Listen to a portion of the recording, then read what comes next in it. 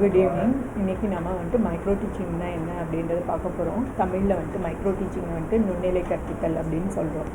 Micro teaching அப்படின்னா என்னென்னா, first நம்ம நிறையா ஸ்கூல்ஸ் எல்லாம் படிச்சுட்டு வந்திருப்போம், நிறையா காலேஜஸ்லாம் படிச்சுட்டு வந்திருப்போம். எல்லா டீச்சர்ஸோட கிளாஸும் நம்ம அட்டென்டிவாக கவனிச்சுட்டோம்னா கொஞ்சம் கஷ்டம்தான். ஒரு சில டீச்சர்ஸோட கிளாஸை நம்மளால் மிஸ் பண்ணவே முடியாது. நம்ம எவ்வளோ நாள் ஆனாலும் அவங்களோட எக்ஸ்ப்ரெஷன், ஃபேஷியல் எக்ஸ்ப்ரெஷன்ஸ், அவங்களோட சொன்ன கான்செப்ட் எல்லாமே நம்ம மனசில் அப்படியே இருக்கும். அப்போ அந்த மாதிரி நம்ம எஃபெக்டிவாக ஒரு டீச்சிங் இருக்கணும் அப்படின்னா அதுக்கு என்னென்ன மாதிரியான ஸ்கில்ஸ் எல்லாம் தேவைப்படுது, அதில் என்னென்ன காம்போனன்ட்ஸ் இருக்குது, அதில் என்னென்ன உட்கூறுகள் எல்லாம் இருக்குது, அந்த ஒவ்வொரு உட்கூறுகளையும் நம்ம எப்படி பயன்படுத்தி நம்மளோட வகுப்பறையில் இருக்கிற கற்றல் கற்பித்தல் செயல்பாடுகளை இன்னும் மேம்படுத்த முடியும் அப்படின்றதுக்கும், மாணவர்களோட கவனத்தை வகுப்பறையில் இருக்கிற 45 நிமிஷமும் நம்ம நீடித்து வைக்கணும் அப்படின்னு சொன்னால், மாணவர்களோட கவனத்தை சிதறடிக்காமல் இருக்கணும் அப்படின்னா நம்மளுக்கு ஒரு சில டெக்னிக்ஸ் எல்லாம் தேவை, நம்மளுக்கு ஒரு சில ஸ்கில்ஸ் எல்லாம் நல்லா தெரிஞ்சிருக்கணும் அப்படின்னு சொல்கிறாங்க. ஸோ அதை பற்றி தான் அந்த டீச்சிங் ஸ்கில்ஸ்னால் என்ன, அதில் என்னென்ன காம்போனன்ட்ஸ் இருக்குது, அதெல்லாம் எப்படி யூஸ் பண்ணி ஸ்டூடெண்ட்ஸோட அட்ராக்ஷன் ரீட்டைன் பண்ணுறது கிளாஸ் ரூமில் அப்படின்னு பார்க்குறது தான் இந்த மைக்ரோ டீச்சிங் யூஸ்ஃபுல்லாக இருக்குது. ஸோ இன்றைக்கி அதை பற்றி தான் நம்ம பார்க்க போகிறோம். ஃபஸ்ட்டு மைக்ரோ டீச்சிங்னா என்ன அப்படின்னா, ஃபஸ்ட்டு ஸ்டூடெண்ட் டீச்சர்ஸ் நம்மளுக்கு பயிற்சி பெறும் ஆசிரியர் மாணவர்கள் ஒரு திறமையான ஆசிரியர்களுக்கு தேவையான திறன்கள் என்ன, அந்த திறன்களில் இருக்கிற உட்கூறுகள் எல்லாம் என்னென்ன இருக்குது, அந்த திறன்களை எப்படி பயன்படுத்தணும், ஒவ்வொரு உட்கூறுகளும் எந்த அளவுக்கு நம்ம பயன்படுத்தி மாணவர்களோட கவனத்தை ஈர்க்க முடியும் அப்படிங்கிறதுல நம்ம கவனம் செலுத்தணும். அதுக்கு நம்ம பயிற்சி எடுக்கிறது தான் இந்த கற்பித்தல் பயிற்சி, நுண்ணிலை கற்பித்தல் பயிற்சி அப்படின்னு சொல்கிறாங்க. ஃபஸ்ட்டு இந்த நுண்ணிலை கற்பித்தல் பயிற்சியோட வரலாறு என்ன அப்படின்னு பார்க்கலாம். நுண்ணிலை கற்பித்தல் என்ற சொல்ல 1963 ஆலன் புஷ் அப்படின்றவங்க அமெரிக்காவில் இருக்க ஸ்டான்போர்ட் யூனிவர்சிட்டியில் தான் அறிமுகப்படுத்தினாங்க அப்படின்னு சொல்கிறாங்க. இந்தியாவில் முதலாக 1967 டிடி துவாரி அப்படின்றவர் அலகாபாத் அரசினர் மத்திய கற்பித்தல் நிறுவனத்தில் நுண்ணிலை கற்பித்தல் பயிற்சியை ஆராய்ச்சி செஞ்சாங்க அப்படின்னு சொல்கிறாங்க. அப்புறமா ஷாப் அப்படின்றவர் 1970 அதாவது சிசிடி கேமரா யூஸ் பண்ணி கூட இந்த மைக்ரோ டீச்சிங் ப்ராக்டிஸை பரோடா யூனிவர்சிட்டியில் ஆராய்ச்சி பண்ணியிருக்காங்க அப்படின்னு சொல்கிறாங்க. நுண்ணிலை கற்பித்தல் முதல் புத்தகம்ன்றது modifications of the teacher behaviour through micro teaching இந்தியாவில் என்எல் தோஜா என்பவர் தான் உருவாக்கி இருக்காங்க அப்படின்னு சொல்கிறாங்க. ஃபஸ்ட்டு நம்மளுக்கு மைக்ரோ டீச்சிங்கிற வார்த்தையை, அதாவது நுண்ணிலை கற்பித்தல் அப்படிங்கிறது பல்வேறு வகையான வார்த்தைகளை பயன்படுத்துகிறாங்க அப்படின்னு சொல்கிறாங்க. இதில் 3 வகையில் நம்ம யூஸ் பண்ணுறோம். ஒன்று கற்பித்தல் திறன்கள், டீச்சிங் ஸ்கில்ஸ். 2 குறுகிய கால கற்பித்தல், ஷார்ட் செஷன் டீச்சிங்னு சொல்கிறோம், ஸ்கேல் டவுன்டு டீச்சிங் அப்படின்னு சொல்கிறோம். 3 ஸ்கில் ட்ரைனிங் டெக்னிக் அப்படின்னு சொல்கிறாங்க. அடுத்தது பார்த்திங்கன்னா நுண்ணிலை கற்பித்தலோட வரையறைக்கு போகிறதுக்கு முன்னாடி ஃபஸ்ட்டு மைக்ரோ டீச்சிங் அப்படிங்கிறதுல நம்ம 4 பாயிண்ட்ஸை நம்ம ஞாபகம் வச்சுக்கணும். 4 பாயிண்ட்ஸ் அப்படிங்கிறது குறைந்த மாணவர்களின் எண்ணிக்கைன்றது ஃபஸ்ட்டு. குறைந்த மாணவர்கள் எண்ணிக்கை அப்படிங்கிறது எந்த அளவில் இருக்கணும் அப்படின்னா 5 to 10 மாணவர்கள் மட்டுமே இருக்கிற ஒரு குழுக்களாக நம்ம பிரிச்சுக்கணும். அடுத்தது குறைந்த கால அளவுங்கிறது அப்படின்னு பார்த்தோன்னா மோஸ்ட்லி 7 to 10 மினிட்ஸ்க்குள்ளே நம்ம ஒரு ஸ்கில்லை ப்ராக்டிஸ் பண்ணிடணும் அப்படின்னு சொல்கிறாங்க. 7 மினிட்ஸ்க்குள்ளே முடிச்சிடணும், அட் த மேக்ஸிமம் 8 மினிட்ஸ்க்குள்ளேயாவது முடிச்சிடணும் அப்படின்னு சொல்கிறாங்க. So first one student, second timing இருக்குது அப்படின்னு சொல்கிறோம். தேர்ட் பார்த்திங்கன்னா ஒன்லி ஒன் ஸ்கில், ஒரே ஒரு குறிப்பிட்ட நேரத்தில் ஒரு குறிப்பிட்ட திறன்களை மட்டும்தான் பயிற்சி மேற்கொள்ளணும் அப்படின்னு சொல்கிறாங்க. அடுத்தது ஒரே ஒரு பாடக்கருத்தை மட்டும் வச்சுக்கிட்டு நம்ம இந்த பயிற்சியை மேற்கொள்ளணும் அப்படின்னு சொல்கிறாங்க. நுண்ணிலை கற்பித்தலோட வரையறை என்ன குறிப்பிடுது அப்படின்னு பார்த்திங்கன்னா 4 முக்கியமான கருத்துக்கள் இருக்குது. 1 குறைந்த மாணவர்கள் எண்ணிக்கை, குறைந்த நேரம், குறைந்த பாடப்பகுதி, குறிப்பிட்ட திறன் அப்படின்னு சொல்கிறாங்க. இந்த 4 பாயிண்ட்டை தான் மெயினாக ஃபோக்கஸ் பண்ணணும்னு சொல்கிறாங்க. ஸ்டூடெண்ட்டோட அளவு 5 to 10 ஸ்டூடெண்ட் இருக்கணும். கால அளவுங்கிறது 5 to 7 minutes R 5 to 8 minutes, அந்த மாதிரி 5 to 10 மினிட்ஸ்க்குள்ளே நம்ம அந்த கிளாஸ் ப்ராக்டிஸ் பண்ணணும் அப்படின்னு சொல்கிறாங்க. ஒரு பர்டிகுலர் ஸ்கில்ஸை மட்டும் எடுத்துக்கிட்டு ஒரு சின்ன சிங்கிள் கான்செப்டை மட்டும் யூஸ் பண்ணி நம்ம எப்படி அந்த திறன்களை நம்ம பயிற்சி எடுத்துக்கணும் அப்படிங்கிறது தான் இந்த நுண்ணிலை கற்பித்தல் பயிற்சியோட வரையறை. இதை கிளிஃப்ட் அப்படின்றவர் என்ன சொல்லியிருக்காரு அப்படிங்கிறத நம்ம பார்க்கலாம். கிளிஃப்ட் அவரோட நண்பர்கள் 2 பேரும் அவங்க குழுவாக சேர்ந்து 1976 நுண்ணிலை கற்பித்தல் ஆசிரியர் பயிற்சிக்கான செயல்முறையாகும். ஆனால் கற்பித்தல் சூழலை எளிமையாகவும் மேலும் கட்டுப்படுத்தப்பட்டதாகவும் மாறுகிறது. இதில் ஒரு கற்பித்தல் திறன் மட்டுமே ஒரே சமயத்தில் பயிற்சி பெறுகிறார்கள். கற்பிக்கும் நேரமும் வகுப்பின் அளவும் குறைவாகவே உள்ளன அப்படின்னு சொல்கிறாங்க. அதுதான் நம்ம சொன்னது தான். ஃபஸ்ட்டு வந்துட்டு ஸ்டூடெண்ட்டோட ஸ்ட்ரென்த் வந்துட்டு மினிமம் ஸ்ட்ரென்த்து தான் இருக்கணும். ஸ்மால் குரூப்பாக பிரிச்சிடணும். 5 to 10 ஸ்டூடெண்ட்ஸ்குள்ளே பிரிச்சிடணும் அப்படின்னு சொல்கிறோம். செகண்ட் பார்த்திங்கன்னா time duration is very very important. 5 to 7 மினிட்ஸில் எடுக்கணும். அப்படி இல்லைன்னா 1 or 2 வந்துட்டு ப்ளஸ் 1 or 2 செகண்ட்ஸ் மினிட்ஸ் வந்துட்டு இன்க்ரீஸ் பண்ணிக்கலாம் அப்படின்னு சொல்கிறாங்க. அடுத்தது 1 சிங்கிள் கான்செப்ட், 1 பர்டிகுலர் ஸ்கில். இதுதான் மெயினாக 4 பேசிக் ஸ்கில்ஸை வந்துட்டு நம்ம இங்கே சொல்கிறோம். ஓகே, இந்த சிறு குழு அப்படின்னு சொல்கிறோம்ல, அந்த 10 மெம்பர்ஸ்குள்ளே தான் ஒருத்தவங்க டீச்சராக இருப்பாங்க, ஒருத்தவங்க அப்சர்வராக இருப்பாங்க, மீதி இருக்கவங்கெல்லாம் ஸ்டூடெண்ட்ஸாக ஆட் பண்ணுவாங்க. அந்த பியர் குரூப் மெம்பர்ஸே தான் ஸ்டூடெண்ட்டாக அங்கே ஆட் பண்ணுவாங்க. இங்கே அப்சர்வரோட வேலை என்ன, டீச்சரோட வேலை என்னன்றதெல்லாம் பின்னாடி நம்ம பார்க்கலாம். நுண்ணிலை கற்பித்தலோட பண்புகள், கேரக்டரிஸ்டிக்ஸ் என்ன அப்படின்னு சொல்கிறாங்க. ஃபஸ்ட்டு வந்துட்டு ரியல் டீச்சிங்க்கு அவங்கள வந்துட்டு ரியல் கிளாஸ் ரூம் டீச்சிங் செட்டப்பை அவங்களுக்கு உருவாக்கி கொடுக்கணும் அப்படின்னு சொல்கிறாங்க. ஒரு கிளாஸ் ரூம் என்விரான்மெண்ட்டை க்ரியேட் பண்ணி தரணும் அவங்களுக்கு ப்ராக்டிஸ் பண்ணுறதுக்கு அப்படின்னு சொல்கிறாங்க. அடுத்தது அளவிடப்பட்ட கற்பித்தல், அதாவது நம்ம ஒரு கட்டுப்பாடு இருக்குது அப்படின்னு சொல்கிறாங்க. அந்த கட்டுப்பாடுகள் தான் என்னென்னு சொல்கிறோம்னா நம்ம ஏற்கனவே பார்த்தது தான். ஸ்டூடெண்ட்டோட ஸ்ட்ரென்த்து 5 to 10 ஸ்டூடெண்ட்ஸ் தான் இருக்கணும். டியூரேஷன் 5 to 10 மினிட்ஸ்க்குள்ளே அவங்க முடிச்சிடணும். 1 சிங்கிள் கான்செப்ட் தான் எடுத்துக்கணும். 1 பர்டிகுலர் ஸ்கில்லை மட்டுமே தான் எடுத்துக்க போகிறோம் அப்படின்றது. ஸோ இது வந்துட்டு கட்டுப்படுத்தப்பட்ட சூழ்நிலையில் இந்த பயிற்சியை மேற்கொள்கிறாங்க அப்படின்னு சொல்கிறாங்க.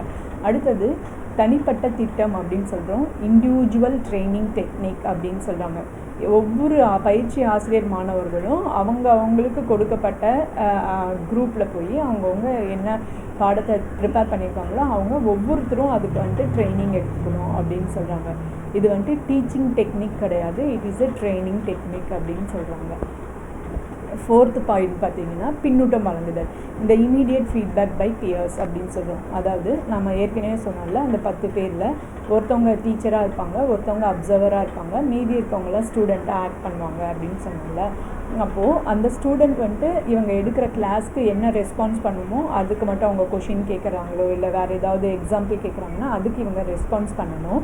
அப்சர்வர் என்ன பண்ணணும் அப்படின்னா அவங்க என்ன பர்டிகுலர் ஸ்கில்ஸை வந்துட்டு அவங்க ப்ராக்டிஸ் பண்ண போகிறாங்க, அந்த பர்டிகுலர் ஸ்கில்ஸில் என்னென்ன காம்போனன்ட்ஸ் இருக்குது, அந்த காம்போனன்ட்ஸ் ஈச் அண்ட் எவ்ரி காம்போனன்ட்ஸை வந்துட்டு அவங்க கரெக்டான வேலை யூஸ் பண்ணியிருக்காங்களா, யூஸ் பண்ணாமல் ஏதாவது ஸ்கிப் அவுட் பண்ணியிருக்காங்களா, அப்போ அதை யூஸ் பண்ணலைன்னா எந்த உட்கூறுகளை வந்துட்டு அவங்க பயன்படுத்தாமல் இருக்காங்கன்றதை நோட் பண்ணிக்கணும்.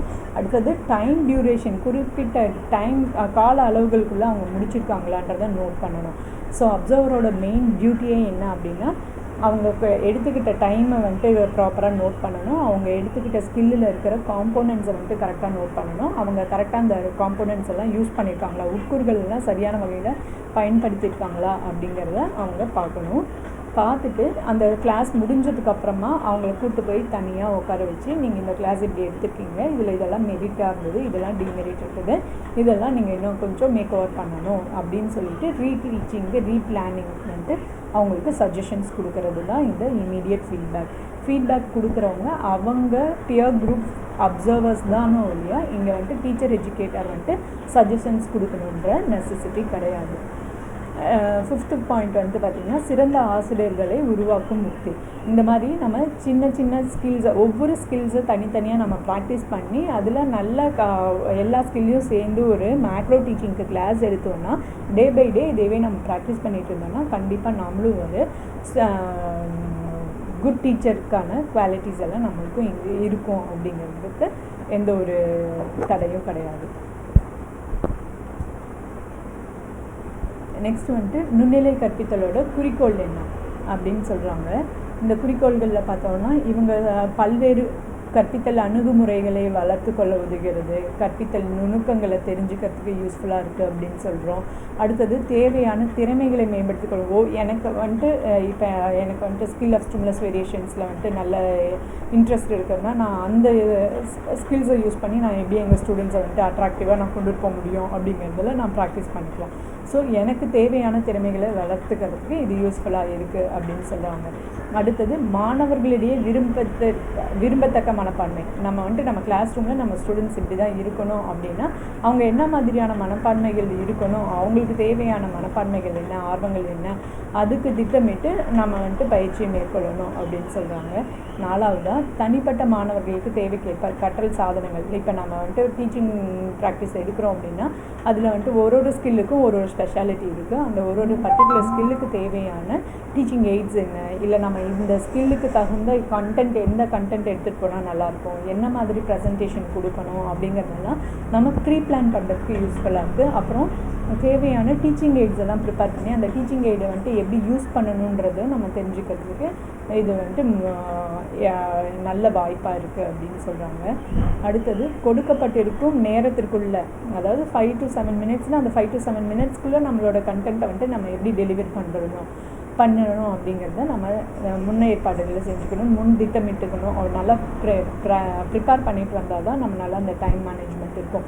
அங்கே போய்ட்டு நம்ம நிறையா டைமை வந்துட்டு வேஸ்ட் பண்ண வேண்டிய அவசியம் இருக்காது. நம்மளுக்கு நல்ல டைரக்ஷன் கொடுக்கும். இந்த ப்ராப்பர் பிளானிங் இருந்ததுன்னா நம்ம அந்த 5 to 7 மினிட்ஸை நம்ம வந்துட்டு எப்படி நம்ம எந்த வேலை கொண்டுட்டு போகலாம், எஃபெக்டிவாக டைம் வேஸ்ட் பண்ணாமல் ஸ்டூடெண்ட்ஸை வந்துட்டு அட்ராக்டிவாக எப்படி கொண்டுட்டு போகலான்றது நம்மளுக்கு அதில் தெரிஞ்சிடும். அப்புறம் ஆசிரியர் மாணவர்கிட்ட இந்த மாதிரி ப்ராக்டிஸ் பண்ணும்போது நம்மளுக்கு செல்ஃப் கான்ஃபிடென்ட்டும் வந்துட்டு அதிகமாக இருக்கும் அப்படின்னு சொல்கிறாங்க. ஃபஸ்ட்டு என்னென்னா நம்மளுக்கு என்னென்ன மாதிரியான டெக்னிக்ஸ் இருக்குது, டீச்சிங் டெக்னிக்ஸ் என்னென்னு தெரிஞ்சுக்கிறதுக்கு, நம்மளுக்கு தேவையான திறமைகளை வளர்த்து கொள்வதற்கு, அப்புறம் மாணவர்கள்கிட்ட தேவையான அதாவது விரும்பத்தக்க மனப்பான்மையை வளர்க்குறதுக்கு, அடுத்தது தேவையான துணைக்கருவிகளை எப்படி தயாரிக்கணும், அந்த துணைக்கருவிகளை எந்த இடத்துல பயன்படுத்தணும், எப்படி பயன்படுத்தணும்னு தெரிஞ்சுக்கிறதுக்கு, அடுத்தது குறிப்பிட்ட நேரத்துக்குள்ளே நம்மளால் ஒரு கண்டென்ட்டை டெலிவரி பண்ண முடியுதா, எந்த ஒரு தடங்களும் இல்லாமல், பயம் இல்லாமல், பதட்டம், பயம் அந்த மாதிரி எந்த ஒரு தேவையற்ற செயல்களும் இல்லாமல் நம்ம கரெக்டான வழியில் கொண்டுட்டு போக முடியுதான்னு பார்க்குறோம். ஆறாவது நம்மளுக்கு ஒரு பயிற்சி ஆசிரியர் மாணவர்களுக்கு தன்னம்பிக்கையை வளர்க்குறதுக்கு இந்த நுண்ணிலை கற்பித்தல் பயிற்சி வந்துட்டு முக்கியத்துவமாக இருக்குது அப்படின்னு சொல்கிறோம். நெக்ஸ்ட்டு பார்த்தோன்னா பிரின்சிபல்ஸ், நுண்ணிலை கற்பித்தலோட கோட்பாடுகள் அப்படின்னு பார்த்தோம்னா இதில் ஒரு 6 பிரின்சிபல்ஸ் இருக்குது அப்படின்னு சொல்கிறாங்க. ட்ரில் ப்ராக்டிஸ் மெத்தட், பயிற்சி கொள்கை அப்படின்னு சொல்கிறோம். ட்ரில் ப்ராக்டிஸ் மெத்தட்னால் இப்போ நான் ஒரு ஸ்கில் எடுத்துக்கிறேன் அப்படின்னு சொன்னால், இப்போ நான் வந்துட்டு ஸ்கில் ஆஃப் ஸ்டிமுலஸ் வேரியேஷன் எடுத்துக்கிறேன், பல்வகை தூண்டல் திறன்கள் எடுத்துக்கிறேன். அந்த பல்வகை தூண்டல் திறன்களில் இருக்கிற உட்கூறுகள்லாம் வந்துட்டு நான் சரியான வகையில் பயன்படுத்திட்டு அந்த உட்கூறுகளை பயன்படுத்தின விதம் வந்துட்டு எப்படி இருக்குது, அதை நல்லா பண்ணியிருக்கேனா இல்லையான்னு தெரிஞ்சுட்டு அந்த நடத்தும் போதே நம்மளுக்கு ஒரு ஃபீல் ஆகும். அந்த இது வந்துட்டு பெஸ்ட்டாக பண்ணியிருக்கோம் அப்படின்னா நம்ம நெக்ஸ்ட் ஸ்கில்லுக்கு போகலாம். அப்படி இல்லை எனக்கு இன்னும் வந்துட்டு இதில் இன்னும் ப்ராக்டிஸ் வேணும் அப்படின்னு சொன்னால் நம்ம திரும்ப ரீடீச்சிங், ரீப்ளானிங், ரீடீச்சிங், ரீஃபீட்பேக்குக்கு போகலாம். எப்போ நம்ம வந்துட்டு இதில் எக்ஸலண்ட்டாக ஓகே இதில் நான் நல்லா இம்ப்ரூவ் ஆகிருக்கேன் அப்படின்னு நான் ஃபீல் ஆகணும்னா நான் அடுத்த ஸ்கில்லுக்கு நம்ம போகலாம் அப்படிங்கிறது தான் பயிற்சி கொள்கை. Principles of drill practice method அப்படின்னு சொல்கிறோம். செகண்ட் ஒன் பார்த்தோம்னா பிரின்சிபல்ஸ் ஆஃப் ரீஇன்ஃபோர்ஸ்மெண்ட்னா வலுவூட்டல்கள் கொள்கை அப்படின்னு சொல்கிறோம். நம்ம நல்லா பண்ணியிருக்கோமா பண்ணலையான்றதை இமீடியட் ஃபீட்பேக் கொடுப்பாங்க. நம்ம பியர் ஃப்ரெண்ட்ஸ் வந்துட்டு இமீடியட் ஃபீட்பேக் கொடுக்கறதுனால அதில் நம்ம பண்ணியிருக்கோம், பெஸ்ட்டாக பண்ணியிருக்கோம் இல்லைன்றதை நம்ம உடனுக்குடனே தெரிஞ்சுக்கிறதுக்கு முடியுது அப்படின்னு சொல்கிறோம். இது சோதனை கொள்கை அப்படின்னு சொல்கிறோம். நம்ம இதை நல்லா பண்ணியிருந்தோம் அப்படின்னா நம்ம பியர் குரூப் ஃப்ரெண்ட்ஸ் வந்துட்டு நமக்கு இதை நல்லா பண்ணியிருக்கீங்க அப்படின்னு சொல்லுவாங்க. பண்ணலை அப்படின்னா திரும்ப மீண்டும் ஒரு வாய்ப்பு கொடுக்குறாங்க, திரும்ப நம்ம அதை பயிற்சி மேற்கொள்ள முடியும். அதனால் இது வந்து சோதனை கொள்கை அப்படின்னு சொல்கிறாங்க. மதிப்பிடுதல் கொள்கை அப்படின்னு சொல்கிறோம். மதிப்பிடுதல் கொள்கைனா நம்ம ஒரு இங்கே கண்டென்ட்டில் வந்துட்டு மிஸ்டேக் பண்ணால் கூட ஒன்றும் பிரச்சனை இல்லை. ஆனால் ஸ்கில்ஸை வந்துட்டு காம்போனன்ட்ஸை வந்துட்டு கரெக்டான இதில் நம்ம யூஸ் பண்ணியிருக்கணும், எல்லா ஸ்கில்ஸும் யூஸ் பண்ணியிருக்கணும். ஸோ இங்கே ஸ்கில்ஸ் யூஸ் பண்ணியிருக்கோமா இல்லையான்றதை நம்மளுக்கு ஃபீட்பேக் கொடுக்கறதுக்கு தான் நம்மளோட அப்சர்வர் இருக்காங்க. ஸோ இது இமீடியட்டாக நம்மளுக்கு அந்த ஃபீட்பேக் கொடுக்கறதுனால மதிப்பீட்டு கொள்கை இருக்குது அப்படின்னு சொல்கிறோம். அடுத்தது சரியான மேற்பார்வையாளர் கொள்கை. இங்கே அப்சர்வரும் சூப்பர்வைசரும் கீன் வாட்ச் பண்ணுவாங்க. கரெக்டான டைமில் பண்ணியிருக்கீங்க, இந்த ஸ்கில்ஸை எஃபெக்டிவாக பண்ணியிருக்கீங்க, இந்த ஸ்கில் நீங்கள் நல்லா பண்ணலை, இதை இன்னும் இம்ப்ரூவ் பண்ணணும் அப்படிங்கிற சஜஷன்ஸ் கொடுப்பாங்க. அதனால் இதை என்ன சொல்கிறோன்னா சரியான மேற்பார்வையாளர் கொள்கை அப்படின்னு சொல்கிறோம். அடுத்தது தொடர்ச்சி, கண்டினியூட்டி அப்படின்னு சொல்கிறோம். தொடர்ச்சி கொள்கையும் இருக்குது அப்படின்னு சொல்கிறோம். அதாவது ஒரு ஸ்கில் ப்ராக்டிஸ் பண்ணி முடிச்சுட்டு இதில் பெஸ்ட்டாக பண்ணியிருந்தோம் அப்படின்னா நம்ம நெக்ஸ்ட்டு போய்க்கலாம். அப்படி இல்லை அப்படின்னா ரிப்பீட்டடாக இதுலேயே அந்த ஸ்டெப்ஸ் ஒரு சைக்கிள் இருக்குது, ஒரு 8 சைக்கிள், அந்த 8 சைக்கிளில் நம்ம ப்ராக்டிஸ் பண்ணலாம். ஸோ இதை இதில் இருக்கிற பிரின்சிபல் அப்படின்னு சொல்லி இதை தான் சொல்கிறோம். First principle principles of drill and practice method, second one principles of reinforcement, third one principles of experimental, fourth one is principles of evaluation, fifth one is principles of microscoping, supervisions and observation, அப்புறம் last one principles of continuity. இந்த principles எல்லாம் follow பண்ணுறாங்க அப்படின்னு சொல்லுவாங்க. Next one பார்த்திங்கன்னா professor Alan and rayon அப்படின்றவங்க ஒரு particular ஸ்கில்ஸை அவங்க லிஸ்ட் அவுட் பண்ணியிருக்காங்க. ஒரு 17 ஸ்கில்ஸ் இருக்குது. இந்த ஸ்கில்ஸ் மட்டும்தான் நம்ம பயன்படுத்துகிறோமா அப்படின்னு பார்த்தோம்னா இப்போ எத்தனை ஸ்கில் இருக்குன்னா மோர் தென் 140 ஸ்கில்ஸ் இருக்குது அப்படின்னு சொல்கிறாங்க. நம்ம கிளாஸ் ரூம் என்டர் ஆகி கிளாஸ் ரூம்லேருந்து வெளியில் வர வரைக்கும் நம்ம எவ்வளோ ஸ்கில்ஸ் யூஸ் பண்ணுறோம் அப்படின்னா மோர் தென் 140 ஸ்கில்ஸ் யூஸ் பண்ணுறோம். ஆனால் இதுதான் ஸ்கில்லுன்னு தெரியாமையே நம்ம யூஸ் பண்ணிகிட்ருக்கோம். அதை ஆலன் அண்ட் ரயான்றவங்க நிறையா டீச்சர்ஸை ஸ்டடி பண்ணி அவங்கள எக்ஸ்பிரிமெண்ட் பண்ணி அதில் ஸ்டடீஸ் பண்ணி அதிலிருந்து இவங்க கிளாஸிஃபை பண்ணி இவ்வளோ ஸ்கில்ஸ் இருக்குது அப்படின்றத லிஸ்ட் அவுட் பண்ணி கொடுத்துருக்காங்க. அதில் ஒரு சில ஸ்கில்ஸை பற்றி நம்ம இப்போ பார்க்கலாம். பல்வகை தூண்டல் திறன், ஸ்கில் ஆஃப் ஸ்டிமுலஸ் வேரியேஷன், பாடம் தொடங்கும் திறன், இன்ட்ரோடக்ஷன் ஸ்கில், பாடம் முடிக்கும் திறன், க்ளோஷர், வலுவூட்டல் திறன், ஸ்கில் ஆஃப் ரீஇன்ஃபோர்ஸ்மெண்ட், வினாக்கள் திறன், ஸ்கில் ஆஃப் எக்ஸ்பிளைனிங், வகுப்பறை மேலாண்மை திறன், skill of class room management, கரும்பலகையை பயன்படுத்தும் திறன், skill of using black board, மௌனமும் மொழி சார்பற்ற செய்கைகளும், skill of silence and nonverbal cues. அடுத்தது பார்த்திங்கன்னா சரளமாக வினா கேட்டல் திறன், fluency in asking questions. Next பார்த்திங்க அப்படின்னா கிளர் வினா திறன், ஸ்கில் ஆஃப் ப்ரோபிங் கொஷின்ஸ், உயர்நிலை வினாக்கள், ஹையர் ஆர்டர் கொஷினிங், விரிவான சிந்தனை தூண்டும் வினாக்கள், டைவர்ஜென்ட் கொஷின்ஸ். அடுத்தது நடத்தைகளை அறிதல், ரெகக்னைசிங் பிஹேவியர்ஸ். அடுத்தது பார்த்திங்கன்னா விளக்கங்கள் மற்றும் எடுத்துக்காட்டுகளை பயன்படுத்துதல், illustration and use of examples, விரிவுரையாற்றுதல், லெக்சரரிங். அடுத்தது 16th திட்டமிடுதல் மற்றும் மீண்டும் கூறுதல், plant and repetition. 17th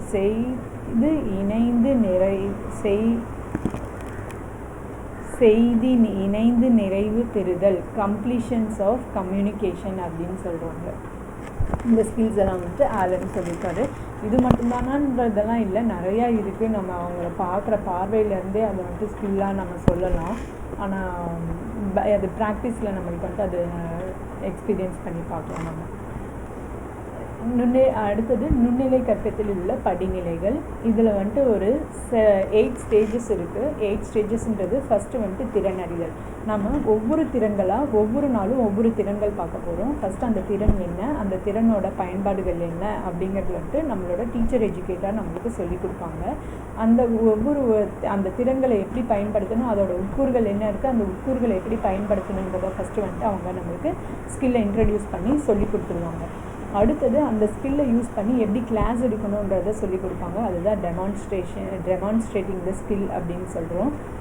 first திறன் அறிதல் அப்படிங்கிறது பார்த்திங்கன்னா ஒரு பர்டிகுலர் ஸ்கில் என்ன, அந்த ஸ்கில்லோட டெஃபினேஷன் என்ன, அதோட யூசேஜ் என்ன, அதில் என்னென்ன காம்போனன்ட்ஸ் இருக்குது, அந்த ஒவ்வொரு காம்போனன்ட்ஸும் எப்படி யூஸ் பண்ணணும் அப்படின்றத நம்மளுக்கு சொல்லிக் கொடுப்பாங்க. டெஃபினேஷன்ஸ் அந்த மாதிரி சொல்லிக் கொடுப்பாங்க.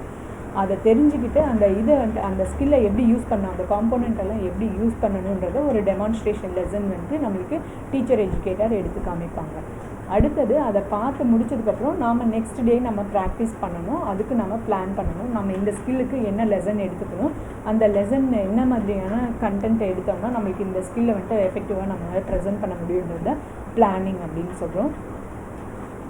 டீச்சர் எஜுகேட்டர் நடத்தினதுக்கு அப்புறமா நாம் வந்துட்டு நெக்ஸ்ட் டே நம்ம என்ன கிளாஸ் எடுக்க போகிறோம், இந்த ஸ்கில்லில் நம்ம என்ன கிளாஸ் எடுக்கலாம் அப்படிங்கிறத பிளான் பண்ணுறது தான் planning of the lesson or episode அப்படின்னு சொல்கிறோம்.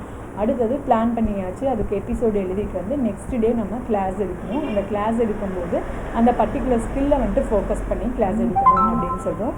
கிளாஸ் எடுக்கிறது வந்துட்டு நம்மளோட அப்சர்வர் வந்துட்டு அப்சர்வ் பண்ணி நம்மளுக்கான ஃபீட்பேக் கொடுப்பாங்க. நெக்ஸ்ட் 5th பாயிண்ட் வந்துட்டு ஃபீட்பேக் செக்ஷன் சொல்கிறோம். அவங்க ஃபீட்பேக் கொடுக்கும்போது மற்ற பேர் வந்துட்டு அங்கே கிளாஸ் எடுப்பாங்க. நம்ம கிளாஸை விட்டு வெளியில் வந்து 2 பேருக்கு தனியாக ஒரு சேர்ஸ் போட்டு வச்சுருப்பாங்க. அதில் நம்ம உட்காந்து நம்மளோட ஃபீட்பேக் என்னன்றதை நம்ம கேட்டு தெரிஞ்சுக்கிட்டு அந்த ஃபீட்பேக் வந்துட்டு எஃபெக்டிவாக இருக்கணும். அவங்கள வந்துட்டு க்ரிட்டிசைஸ் பண்ணுற மாதிரி இல்லாமல் அவங்களோட டீச்சிங் வந்து இன்னும் இம்ப்ரூவ் பண்ணுறதுக்கு நம்ம என்ன சஜஷன்ஸ் சொல்லணுமோ அந்த மாதிரியான சஜஷன்ஸ், வேல்யூபிளான சஜஷன்ஸை கொடுக்கலாம். அடுத்தது அவங்க இது சொல்லியாச்சு, ஃபீட்பேக் சொல்லியாச்சு அப்படின்னா அவங்க ஃபீட்பேக் வாங்கினதுக்கு அப்புறமா ஒரு ½ அன் ஹவர் மற்ற கிளாஸஸ் எல்லாம் முடிக்கும்போது நம்ம திரும்ப ரீப்ளானிங் பண்ணணும். நம்ம இந்த இதை வந்துட்டு இன்னும் எஃபெக்டிவாக எப்படி கொடுக்கலாம் அப்படிங்கிறத அதே கண்டென்ட்டே வச்சு இன்னும் பெட்டர்மெண்ட் நம்ம எப்படி யோசிக்கலாம், இன்னும் பெட்டராக எப்படி இந்த ஸ்கில்லை நம்ம ப்ராக்டிஸ் பண்ண முடியுன்றத ரீப்ளானிங் அப்படின்னு சொல்லுவோம். அந்த ரீப்ளானிங் பண்ணதை வச்சு ரீடீச்சிங் கொடுக்குறோம். அந்த ரீடீச்சிங்கில் ஃபஸ்ட்டு இருந்ததை விட இப்போ பெட்டர்மெண்ட் இருக்கா இல்லையான்றதை நம்ம அனலைஸ் பண்ணி பார்த்துக்கணும். அது வந்துட்டு ரீடீச்சிங் அப்படின்னு சொல்கிறோம். ரீப்ளானிங், ரீடீச்சிங், ரீஃபீட்பேக்குன்னு சொல்கிறோம். ஸோ இப்போ வந்துட்டு நம்ம இந்த ஸ்கில் வந்துட்டு ஓகே நம்ம வந்துட்டு எஃபெக்டிவாக எடுத்துருக்கோம் அப்படின்னு ஃபீல் ஆச்சுன்னா நம்ம நெக்ஸ்ட் ஸ்கில்க்கு போகலாம். அப்படி இல்லைன்னா எகெயின் நம்ம வந்துட்டு இதே ஸ்கில்ஸ் வந்துட்டு ப்ராக்டிஸ் பண்ணுறதுனா ப்ராக்டிஸ் பண்ணலாம். இதோட சைக்கிள் அதே தான், அந்த ஸ்டெப்ஸில் என்ன இருக்கோ அதுதான். ஃபஸ்ட்டு ஒன் வந்துட்டு பார்த்தீங்க அப்படின்னு சொன்னால் ஃபஸ்ட்டு ஒன் வந்துட்டு திறனறிதல்.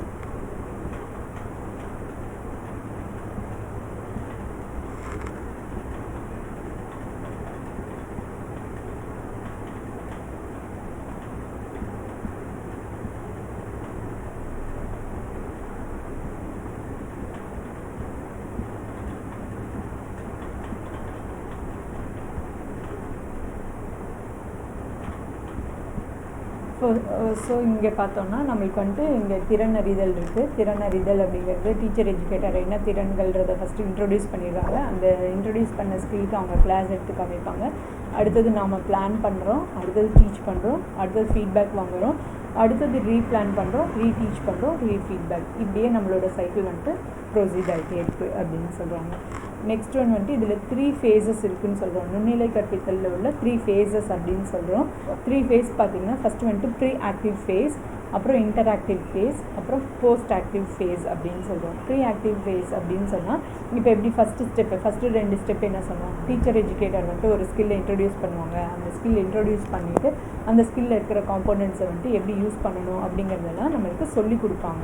அதுதான் வந்துட்டு ப்ரீ ஆக்டிவ் ஃபேஸஸ் அப்படின்னு சொல்கிறோம். அப்புறம் நம்ம அதிலே பிளான் பண்ணுறது, நம்ம நெக்ஸ்ட் கிளாஸ்க்கு நம்ம இந்த ஸ்கில்ஸ்க்கு நம்ம நெக்ஸ்ட் டே நம்ம என்ன மாதிரி கிளாஸ் எடுக்க போகிறோம் அப்படிங்கிறத பிளான் பண்ணுறது எல்லாமே வந்துட்டு ப்ரீ ஆக்டிவ் ஃபேஸஸ் அப்படின்னு சொல்கிறோம். முன் செயல்நிலை அப்படின்னு சொல்கிறோம். இதில் குறிப்பிட்ட திறனை உற்று நோக்குதல், மாதிரி படம் பார்த்தல் அப்படிங்கிறது தான் ஃபஸ்ட்டு வரும். அடுத்தது வந்துட்டு இன்டராக்டிவ் ஃபேஸ் அப்படின்னா நம்ம பிளான் பண்ணி வச்சுருக்கிற அந்த பாடத்திட்டத்தை எடுத்துகிட்டு வந்து நம்ம அடுத்த நாள் கிளாஸில் வந்துட்டு கிளாஸ் எடுத்து காமிக்கிறோம். கிளாஸ் எடுத்து அதில் இருக்க ஃபீட்பேக் வாங்க போகிறோம். சரிங்களா, இதுதான் வந்துட்டு என்ன சொல்கிறோம்னா இன்டராக்டிவ் ஃபேஸ் அப்படின்னு சொல்கிறோம். பாடம் நிகழ்வுகள் தயாரித்தல், episode planning the episode are planning the lesson. அடுத்தது நம்ம ப்ராக்டிஸ் பண்ண அந்த எடுத்து பிளான் பண்ண லெசன்ஸை வந்துட்டு நம்ம ட்ரைனிங் எடுத்துகிட்டு போகிறோம், ப்ராக்டிஸ் பண்ண போகிறோம். ப்ராக்டிஸ் பண்ணதுக்கு ஃபீட்பேக் வாங்க போகிறோம். இது வந்துட்டு இன்டராக்டிவ் ஃபேஸ் அப்படின்னு சொல்கிறோம். ஓகே, இப்போது நம்ம ப்ரீ ஆக்டிவ் ஃபேஸில் வந்துட்டு தெரிஞ்சுக்கிட்டோம். அடுத்தது நம்ம இன்டராக்டிவ் ஃபேஸில் ப்ராக்டிஸ் பண்ணிட்டோம். இதுவே நம்ம டே பை டே நம்ம ப்ராக்டிஸ் பண்ணிகிட்டே இருந்தோம்னா ஒவ்வொரு ஸ்கில்லும் நம்ம வந்துட்டு கொஞ்சம் எஃபிஷியன்ட், நம்மளுக்கும் வந்துட்டு என்ஹான்ஸ் ஆகிடும். நம்மளோட டீச்சிங் வந்துட்டு என்ஹான்ஸ் ஆகும். அந்த என்ஹான்ஸ் ஆனதை வச்சு நம்ம இந்த ஒவ்வொரு ஸ்கில்லும் நம்ம ப்ராக்டிஸ் பண்ணுவோம். பர்டிகுலராக நம்ம பிஎட் காலேஜில் 8 ஸ்கில்ஸ் தான் நம்ம ப்ராக்டிஸ் பண்ணுறோம். அந்த 8 ஸ்கில்ஸையும் நம்ம ப்ராக்டிஸ் பண்ணி முடிச்சதுக்கப்புறம் எல்லா ஸ்கில்லும் யூட்டிலைஸ் பண்ணி பண்ணி ஒரு குறுநிலை கற்பித்தல் அப்படின்னு சொல்கிறாங்க, மினி டீச்சிங் கிளாஸ் அப்படின்னு சொல்கிறாங்க. அந்த மினி டீச்சிங் கிளாஸ்க்கு தேவையான ஸ்கில்ஸ் எல்லாம் யூஸ் பண்ணி நம்ம எஃபெக்டிவாக ஒரு கிளாஸ் எடுக்க முடியுது அப்படின்னு சொன்னால் அதுதான் போஸ்ட் ஆக்டிவ் ஃபேஸஸ். எந்த ஒரு பயமும் இல்லாமல், பதட்டம் இல்லாமல், தயக்கம் இல்லாமல் நம்ம ஃப்ரீயாக நம்மளால் கிளாஸ் எடுக்க முடியுது அப்படின்னு சொன்னால் இந்த ஸ்கில்ஸ் எல்லாம் யூஸ் பண்ணி, இந்த எக்ஸ்பீரியன்ஸ் எல்லாம் யூஸ் பண்ணி நம்ம ஒரு எஃபிஷியன்ட் டீச்சிங் கொடுக்க முடியும் அப்படிங்கிறது தான் என்ன சொல்கிறோன்னா போஸ்ட் ஆக்டிவ் ஃபேஸஸ் அப்படின்னு சொல்கிறோம். கற்பித்தல் சூழ்நிலைக்கு திறனை மாற்றுதல் அப்படின்னு சொல்கிறாங்க. நெக்ஸ்ட் இதில் இருக்கிற டிஸ்அட்வான்டேஜ், இப்போ இருக்க காலகட்டத்தில் இப்போ இருக்கிற கரிக்குலமில் நம்மளுக்கு வந்துட்டு இவ்வளோ இந்த மைக்ரோ டீச்சிங் ஸ்கில்ஸை வந்துட்டு தனித்தனியாக ப்ராக்டிஸ் பண்ணி நம்ம வந்துட்டு கொண்டுட்டு போகிறது அப்படிங்கிறது கொஞ்சம் டிஃபிகல்ட்டாக இருக்குது. பிகாஸ் ஆஃப் டைம், காலம் வந்துட்டு அதிகமாக வீணாகுது அப்படின்னு சொல்கிறாங்க. ஒவ்வொரு மாணவர்களும் பயிற்சி மேற்கொள்ளும் போது முதல் நாள் இருக்கும்போது இருந்த அந்த ஆர்வமும் ஈடுபாடும் வந்துட்டு பின்வரும் காலங்களில் இருக்கிறது இல்லை. ஒரு தடவை கிளாஸ் எடுக்கும்போதே அவங்களுக்கு வந்து அந்த சலிப்பு ஏற்படுது அப்படின்னா அவங்களோட ரீடீச்சிங்லாம் வந்துட்டு அவங்க எஃபெக்டிவாக பண்ணுறதில்ல. அது நம்ம டே பை டே நம்ம பார்க்குறதுலேயே நமக்கு தெரியும். எல்லா ஸ்டூடெண்ட்ஸும் வந்துட்டு முழுமையான ஈடுபாடோடு செய்கிறாங்களா அப்படின்னா கடமைக்கு தான் செய்கிறாங்க, அதில் முழு ஈடுபாடோடு செய்கிறதும் கிடையாது. அடுத்தது, நம்ம இப்போ பயிற்சியை எடுத்துக்கிறோம், இத்தனை ஸ்கில்ஸ் இருக்குது அப்படின்னு சொல்கிறோம்ல, 160 ஸ்கில்ஸ் இருக்குதுன்னு சொல்கிறோம்ல, இந்த 160 ஸ்கில்ஸும் நம்ம கிளாஸ் ரூமில் யூஸ் பண்ணுறோமா அப்படின்னு பார்த்தோம்னா கொஞ்சம் கம்மியாக தான் யூஸ் பண்ணுறோம் அப்படின்னு சொல்கிறோம். அப்புறம் இது வந்துட்டு விலை அதிகம் அப்படின்னு சொல்கிறோம், நேரம் காலம் அதிகமாக செலவாகுது. இதுக்கு நம்ம தேவையான வேணும்னா நம்ம சிசிடிவி கேமரா வச்சு கூட ரெக்கார்ட் பண்ணி நம்ம ஸ்டூடெண்ட்ஸ்க்கு போட்டு காமிச்சு அவங்களோட இம்ப்ரூவ்மெண்ட்ஸை நம்ம கொடுக்கலாம். இல்லைன்னா இப்போ தான் எல்லாத்துக்கிட்டேயும் ஆண்ட்ராய்டு இருக்குது, ஆண்ட்ராய்டில் வந்துட்டு ரெக்கார்ட் பண்ணி அவங்களே வீட்டில் போயிட்டு நம்ம இன்றைக்கி கிளாஸ் எடுத்தது வந்துட்டு எப்படி இருக்குது அப்படிங்கிறத செல்ஃப் அனலைஸ் பண்ணி பார்த்துக்கிறதுக்கு வந்துட்டு இது ஹெல்ப்ஃபுல்லாக இருக்குது. ஆனால் இது என்ன குறுகிய நோக்கம் கொண்டது அப்படின்னு சொல்கிறாங்க, ப்ராக்டிஸ் பண்ணணுன்றது தான் சொல்கிறாங்க. அதை வந்துட்டு முழு ஈடுபாடோட ப்ராக்டிஸ் பண்ணுறாங்களான்னா ஒரு சிலரை தவிர மீதி எல்லாருமே வந்துட்டு கொஞ்சம் ஈடுபாடு இல்லாமல் தான் இருக்காங்கன்றது தான் உண்மை. Thank you so much for this patience.